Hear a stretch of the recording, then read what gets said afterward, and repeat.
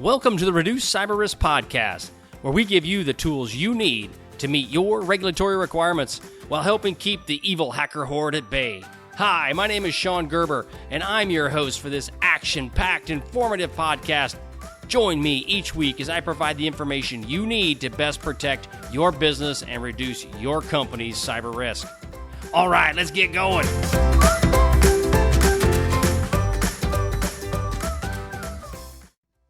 Hi, Shon Gerber back again on this episode that we've got set up. This is now the second iteration or the second part of our human resources piece of this around cybersecurity more than a job description. And I'm going to focus in this part specifically on the human resources aspect of it. And so the point of this is that you got to decide from a human resource standpoint when you're looking at a cybersecurity person, what is your overall goal? So your goal is to grow the resource. Now, you've got to ask this is how deep is your stable? That's one of the points that I've got is how many people do you have that you can go ahead and tie into and bring into your organization? If you have a lot of cybersecurity people that are around or even IT people that really are kind of passionate about this, then your stable might be pretty deep. However, if you've only got one person who's a thoroughbred, or maybe not even that, a pony, and they're trying to grow, your stable's not very deep. So you need to consider that from a human resources standpoint. And resources internally are a great place to start. So as you get going in this space and you see, well, hey, I can't afford a cybersecurity person because I'm a small or medium business, but I've got some really sharp IT folks that I think could probably do this. That's what you need to focus on. If they need to be passionate, though, about tech and about security, because if they're not, it's going to basically just be like, yawn, I want to go to sleep, this is stupid, it's boring, I don't want to do it, right? So you need to focus on, if you're going to hire from internally, they've got to be passionate about what they're looking out for.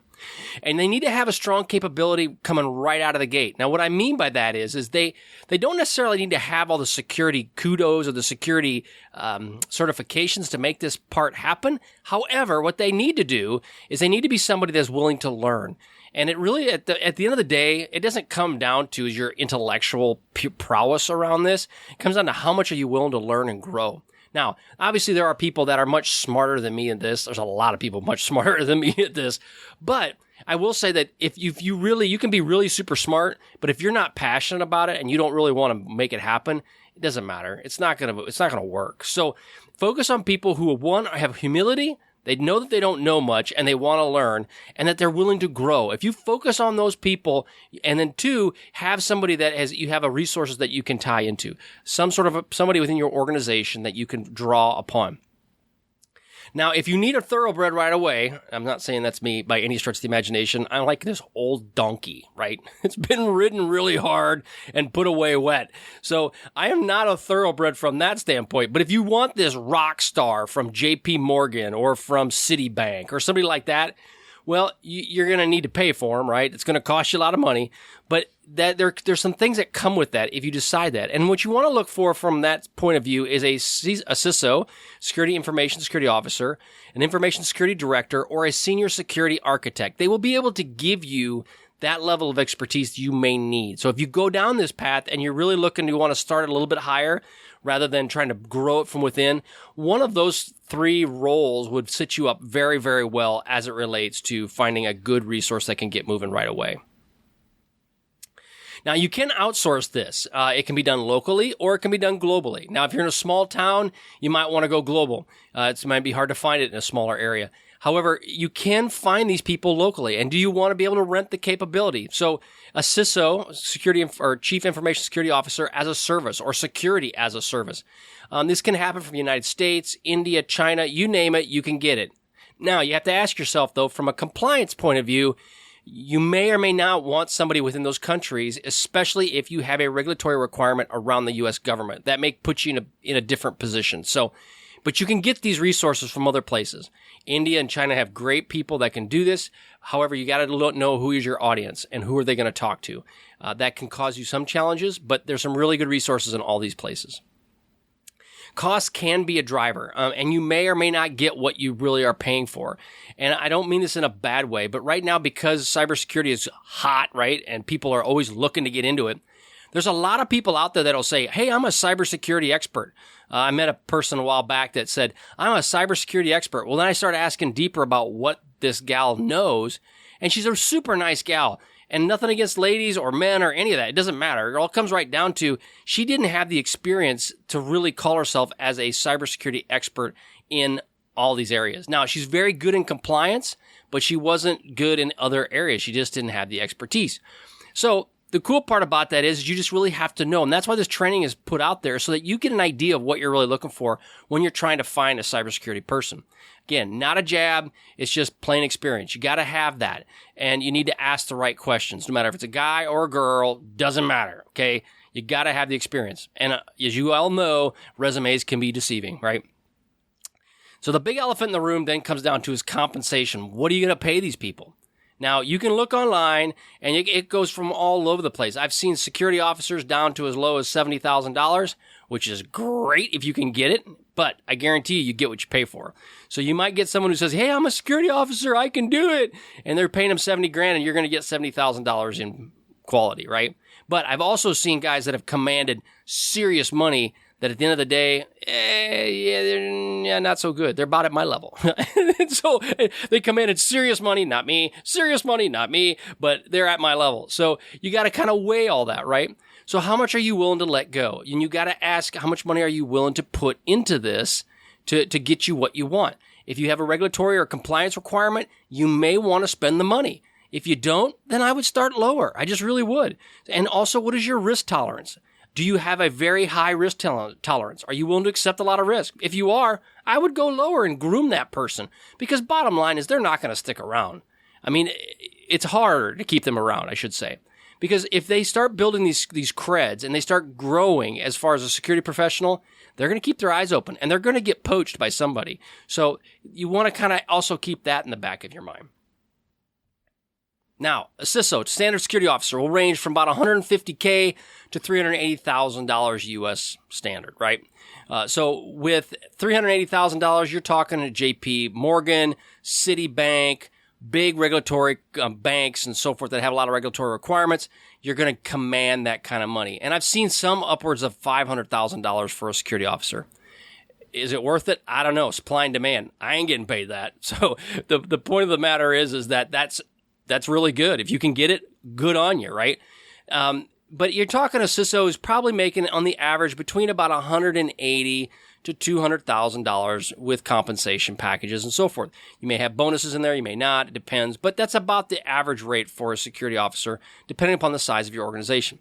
Security architect, about $85,000 to $160,000. Again, deciding where you want to come in at. Now, these numbers are numbers I've pulled off the internet. I don't know what they're worth. You know, you can say, hey, I'm worth $300,000. Well, it doesn't matter what you think you're worth. It comes down to what they're willing to pay you. So you got to ask yourself, it's $85,000 to $160,000 for a security architect. That'll get most businesses in a really good spot. It really will. Security analyst is about $50,000 to $80,000. That's about, depending on the analyst that you pick up, it'll get you half to 2/3 there. So again, weigh it. And it also comes down, again, risk and size of company as well. This is done off payscale.com, and again, it fluctuates quite considerably, but I will say it hasn't gone down. If anything, it's gone up. So these numbers are based on, I think, 2017, 2016 numbers. So anyway, you can play with the role's title, so something else to play with. If you're an HR person and you're going, well, hey, I don't know if I want to hire a security officer, because the moment you put out there, I want to hire a security officer, now the pay scale, the expectation goes up. I want to hire a security leader. Okay, well, or like a director of information security. So again, those titles, you guys are well more versed in that than I am. However, you can play with that a little bit. But the follow-on is you get what you pay for and you get what their title is. Always look for a way to grow somebody into this role. If you're a small to medium-sized business, look to grow them into it. Having the title of CISO can also affect other things, and you need to keep that in mind. You can use it as a carrot if you're HR. You know what? I'm going to give you this title, but only after X amount of years and you show consistent improvement, then we'll give you that moniker. Now, just because you give them the title doesn't mean you're going to pay them that, right? But it also helps them on to the next role as well. Certification. So you got to ask yourself do you require certifications prior to hire? Certifications are a tough nut, and I'll be honest with you. I put some level of credence in certifications in the fact that they're getting harder and harder to accomplish, and you've got to have some level of expertise, like the CISSP. You have to have foundational knowledge before you can even become certified. Now, you can get into that certification earlier but you don't become quote unquote certified until you've reached all the requirements. And one of them is time in the seat, basically time in the jet. You're inexperienced, your experience, and it's paying off. So those things are good, and I see valuable things in those. Now, however, I would prefer experience in many cases over a certification, just because the experience can go way further than any test you take. So that's where I use HR. I've got to weigh all this stuff out. Some people will say, I got to have Security Plus certification. I got to have CISSP. I got to have Networks Plus. I got to have Certified Ethical Hacker. I've got to have all these things. But in reality, it's only as good as the person who takes the test. And obviously, you got to do the interview process and so forth. But those are to get into the gate. So CISSP is Certified Information Security System Security Professional. Certified Information Security Manager is a CISM. CompTIA is Security Plus. Good foundational course just to get the basics. Certified Ethical Hacker.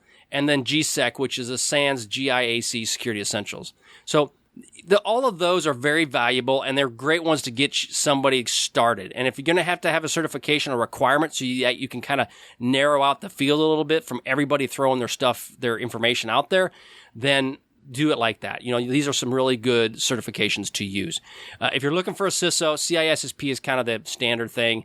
If you got a security officer who's trying to apply for the role and they don't have a CISSP, then you don't want them. I mean, realistically, because that's just part of the entry to get in. And the test is a booger. It's painful. It sucks really, really bad. But it's important to do. And it does give you some fundamentals and foundational aspects that I'll use myself as an example. I didn't have, before the role I was in, I didn't have a real good handle on disaster recovery and business continuity. However, the CISSP helped get me set up so that when I did that opportunity to come up and I had to talk about it, I actually understood what they were getting at. So that's the foundational aspects around it.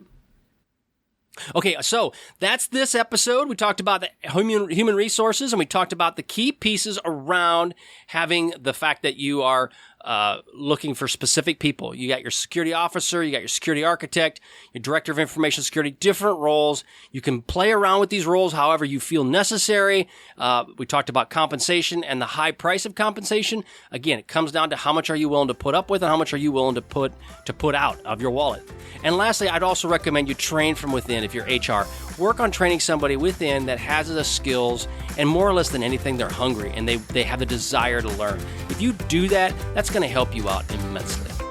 Okay, hope you enjoyed this, and we'll roll on to the next one. Have a great day. See ya.